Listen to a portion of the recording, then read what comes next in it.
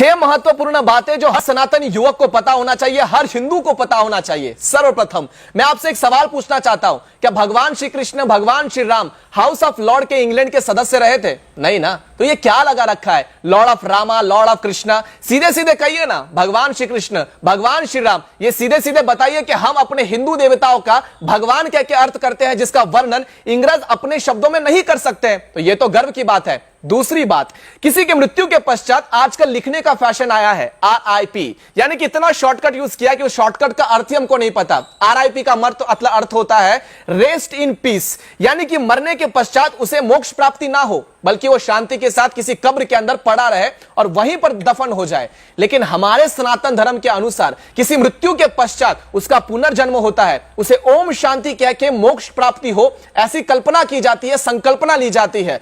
सीधे सीधे आपको कहूं तो किसी वृक्ष के कटने के बाद जैसे उसका पुनर्जन्म होता है, ठीक किसी मृत्यु के पश्चात किसी व्यक्ति का पुनर्जन्म होता है। यह हिंदू धर्म हमें सिखाता है। तीसरी महत्वपूर्ण बात यह है कि महाभारत और रामायण को काल्पनिक बताना बंद कीजिए। ज्यादा करके जो हिंदू युवा है, जो पढ़े लिखे युवा है, महाभारत और रामायण को माइथोलॉजी कह के वर्णित करते हैं। और जिनको इस शब्द का अर्थ नहीं पता उनके लिए बता दूं, माइथोलॉजी शब्द बना है मिथ से। मिथ शब्द का अर्थ होता है झूठा या फरेब, और ये जो मिथ शब्द है हमारे संस्कृत शब्द मिथ्या से ही आया हुआ है। तो मिथ्या का अर्थ होता है झूठा।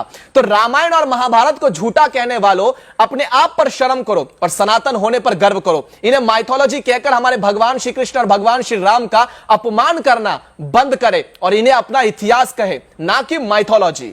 चौथा सबसे महत्वपूर्ण बात यह है कि अपने इष्ट देवताओं का सम्मान करे, उनकी पूजा नित्य शाम करे। पांचवा सबसे महत्वपूर्ण बात, हमारे मंदिरों को प्रार्थना गृह कहना बंद करे, क्योंकि यह प्रार्थना घर नहीं बल्कि हमारे भगवान का विश्राम गृह एवं देवालय है। हमारे मंदिर के अंदर केवल प्रार्थना नहीं होती, बल्कि वो हमारे भगवान का ही घर है। तो ये सारी चीजें आपको पहले समझनी चाहिए। आगे चलते हैं।